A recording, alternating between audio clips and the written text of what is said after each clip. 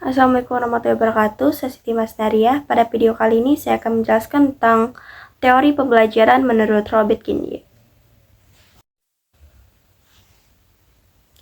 Nah, menurut teori dari Robert Kiniye itu menjelaskan bahwa belajar tidak hanya menghafal informasi, tetapi juga mencakup kemampuan berpikir, sikap, dan juga keterampilan. Agar pembelajaran lebih berhasil, guru juga perlu menciptakan kondisi belajar yang tepat dan mengikuti tahapan pembelajaran secara sistematis. Mulai dari menarik perhatian siswa hingga membantu mereka menerapkan pengetahuan dalam kehidupan sehari-hari. Nah, yang pertama itu ada taksonomi hasil belajar. Ada informasi verbal, yaitu kemampuan mengingat dan menyampaikan fakta yang telah dipelajari. Contohnya seperti siswa dapat menyebutkan sila-sila Pancasila atau menjelaskan pengertian demokrasi. Nah, yang kedua yaitu keterampilan intelektual, kemampuan berpikir, memahami konsep, dan membedakan sesuatu. Contohnya, siswa mampu mengelompokkan hewan berdasarkan jenis makanannya atau juga menyelesaikan soal matematika. Lalu yang ketiga itu strategi kognitif, kemampuan mengatur cara berpikir dan cara belajar agar lebih efektif. Contohnya, siswa membuat rangkuman atau peta konsep untuk mempermudah memahami materi. Lalu yang keempat yaitu sikap perubahan perilaku, nilai, dan kecenderungan seseorang dalam bertindak. Contohnya, siswa menunjukkan sikap disiplin dengan datang tepat waktu dan mengerjakan tugas dengan jujur. Lalu yang kelima yaitu keterampilan motorik, kemampuan melakukan gerakan fisik yang terkoordinasi.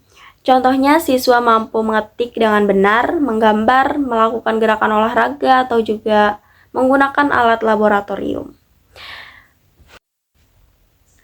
Kemudian yang kedua yaitu kondisi untuk belajar. Menurut Robert, setiap jenis hasil belajar membutuhkan kondisi yang berbeda. Nah, yang pertama ada informasi verbal, itu perlu latihan mengingat dan menghubungkan informasi baru dengan pengetahuan yang sudah dimiliki. Contohnya, guru meminta siswa mengulang dan menjelaskan kembali materi yang baru. Yang kedua yaitu keterampilan intelektual. Belajar harus dilakukan secara bertahap, dari yang mudah ke yang sulit. Contohnya tuh seperti sebelum belajar pecahan, siswa harus belajar bilangan terlebih dahulu. Kemudian yang ketiga itu strategi kognitif. Guru perlu memberikan contoh cara berpikir dan belajar yang baik. Contohnya, guru menunjukkan cara membuat catatan penting atau strategi menjawab soal. Dan yang keempat yaitu keterampilan motorik, memerlukan demonstrasi, praktik, dan umpan balik secara langsung. Contohnya, guru memperagakan cara menggunakan mikroskop, lalu siswa mempraktikannya sendiri.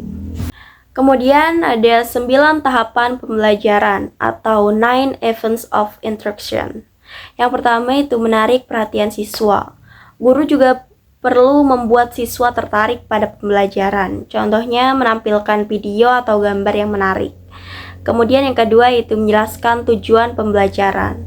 Guru perlu memberitahu apa yang akan dipelajari. Contohnya, hari ini kita akan belajar tentang sistem pencernaan manusia. Kemudian yang ketiga, mengingat kembali pengetahuan sebelumnya. Menghubungkan materi baru dengan materi yang sudah dipelajari. Contohnya, guru bertanya tentang pelajaran sebelumnya. Dan lalu yang keempat yaitu memberikan stimulus atau materi. Guru menyampaikan materi pembelajaran. Contohnya melalui penjelasan, presentasi, atau video pembelajaran. Yang kelima yaitu memberikan bimbingan. Guru perlu membantu siswa memahami materi. Contohnya memberikan petunjuk saat siswa mengerjakan tugas. Kemudian yang keenam yaitu memunculkan kinerja atau praktik.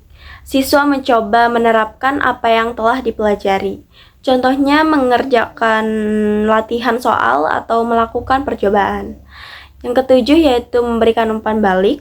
Guru memberikan tanggapan terhadap hasil kerja siswa. Contohnya menjelaskan kesalahan dan cara memperbaikinya. Yang kedelapan yaitu menilai hasil belajar. Guru perlu mengevaluasi pemahaman siswa melalui kuis, tes, atau presentasi. Kemudian lalu yang terakhir yaitu meningkatkan retensi dan transfer, membantu siswa menerapkan pengetahuan pada situasi lain. Contohnya, siswa menggunakan konsep matematika untuk menghitung diskon saat berbelanja. Nah, itu saja yang bisa saya jelaskan dari teori pembelajaran dari Robert Genke. Kurang lebihnya mohon maaf. Wassalamualaikum warahmatullahi wabarakatuh.